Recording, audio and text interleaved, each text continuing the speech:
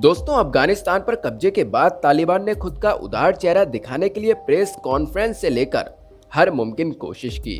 दुनिया के कई देशों में तालिबान के इस बदले हुए चेहरे की तारीफ भी की जाने लगी, लेकिन तालिबानी लड़ाकों ने जल्द ही ये मुखौटा उतार फेंका। महिलाओं, अफगान सैनिकों और नागरिकों के साथ क्रूरता की हदें पार करने वाली तस्वीरों ने यह स्पष्ट कर दिया है कि तालिबान के बदलने की बात केवल दिन में सपने देखने जैसा था।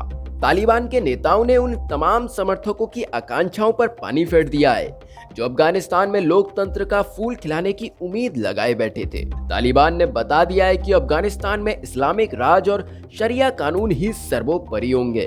तालिबान के इस क्रूर इरादों के आगे अफगानिस्तान के कई सूरमाओं ने घुटने टेक दिए हैं, लेकिन अफगानिस्तान के सभी प्रांतों में कब्जा कर चुके तालिबान को एक छोटे से प्रांत पंजशीर से बड़ी चुनौती मिल रही है और हर बार पंजशीर तालिबान को मात दे देता है और इसी वजह से पंजशीर आजकल खूब चर्चाओं में है।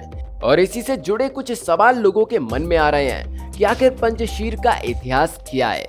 तो चलिए दोस्तों, आज की वीडियो में हम आपको यही बताने वाले हैं। बने रहिए हमारे साथ वीडियो के अंत तक। और अगर आप चैनल पर नए हैं तो चैनल को सब्सक्राइब जरूर कीजिएगा, साथ ही साथ बेल आइकन को ऑल पर सेलेक्ट करना ना भूलें। तो चलिए शुरू करते हैं आज की वीडियो। दोस्तों, अफगानिस्तान के पंजशीर प्रांत पर अब तक तालिबान कब्जा नहीं कर सका है। 1996 से 2001 के दौरान तालिबान के सत्ता में रहने के बावजूद भी पंजशीर घाटी उसके कब्जे से बाहर ही रही। इतना ही नहीं दोस्तों, पंजशीर के इस इलाके के लड़ाकों ने सोवियत संघ के सैनिकों के भी दांत खट्टे कर दिए थे। 80 के दशक से ही पंजशीर घाटी एक अभेद किला रही है। पंजशीर घाटी लंबे समय से तालिबान विरोधी क्षेत्र के तौर पर जानी जाती रही है। पंजशीर प्रांत को 5 शेरों का प्रांत भी कहा जाता है। दोस्तों, इस नाम के पीछे एक कहानी बताई जाती है।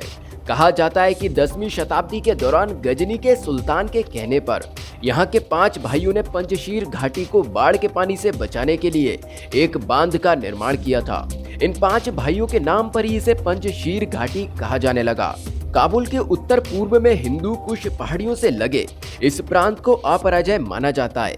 पंजशीर की करीब 2 लाख की आबादी में ताजिक समुदाय की बहुलता है। तो वहीं दोस्तों, पंजशीर घाटी को नॉर्दर्न एलायंस का गढ़ भी कहा जाता है। अफगानिस्तान में सोवियत संघ और तालिबान के खिलाफ युद्ध छेड़ने वाले कई वॉर लॉर्ड यानी मिलिशिया के नेता हुए, लेकिन इनमें से अफगानिस्तान के हीरो के तौर पर अहमद शाह मसूद को जो दर्जा हासिल है वो अन्य किसी और के पास नहीं है।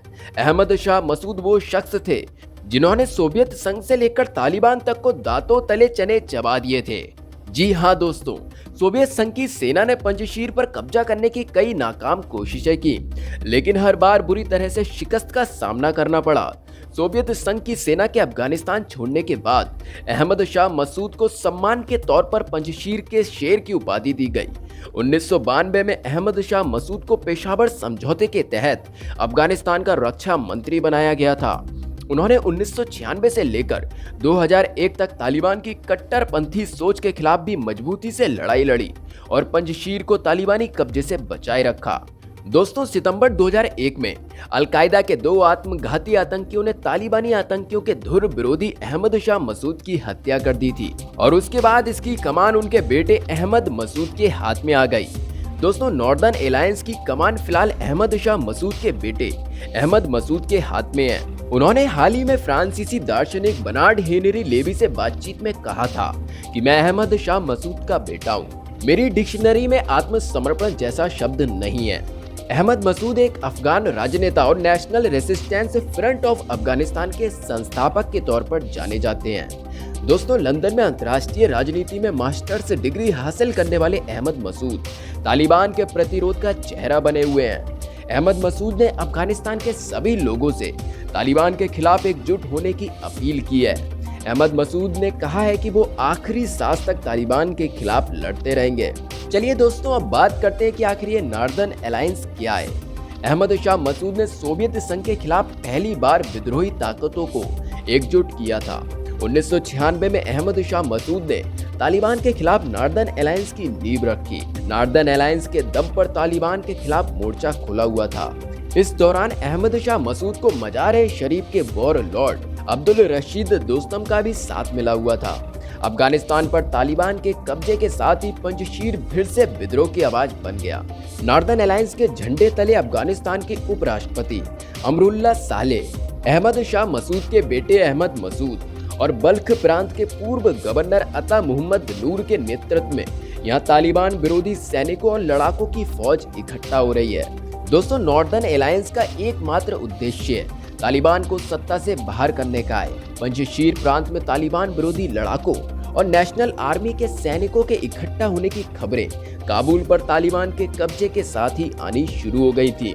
अफगानिस्तान के राष्ट्रपति अशरफ गनी के देश छोड़ने के बाद खुद को कार्यवाहक राष्ट्रपति घोषित करने वाले अमरुल्लाह सालेह के भी पंजशीर में होने की खबरें सामने आ रही हैं। हालांकि दोस्तों, अभी तक ये साफ नहीं हो पाया है कि सालेह कहां पर हैं, लेकिन उनके पंजशीर में होने की खबर से ही तालिबान की धड़कन बढ़ी हुई है। दरअसल अमरुल्लाह सालेह ने कहा था कि वो तालिबान के आगे मरते दम तक घुटने नहीं टेकेंगे और उसके खिलाफ आंदोलन कर पूरे अफगानिस्तान में समर्थन जुटाएंगे। हाल ही में एक खबर में दावा किया गया है कि बगलान प्रांत में हमला कर विद्रोही सेना ने करीब 300 तालिबानी लड़ाकों को मार गिराया है। दोस्तों, इतने बार अमरुल्लाह सालेह का नाम सुनकर आपके दिमाग में यह सवाल आना भी लाजमी है कि आखिर अमरुल्लाह सालेह कौन है। दोस्तों, अमरुल्लाह सालेह का जन्म पंजशीर प्रांत में हुआ है और उन्हें अहमद शाह मसूद का शागिर्द कहा जाता है। दरअसल 1996 में तालिबानी लड़ाकों ने अमरुल्लाह की बहन का अपहरण कर उसकी हत्या कर दी थी। इस घटना ने तालिबान के खिलाफ उनकी नफरत को और भड़का दिया। अमरुल्लाह सालेह के प्रभाव का अंदाजा इस बात से ही लगाया जा सकता है कि तजिकिस्तान के दुशांबे में स्थित अफगानिस्तानी दूतावास में राष्ट्रपति के तौर पर उनकी तस्वीर लगा दी गई है।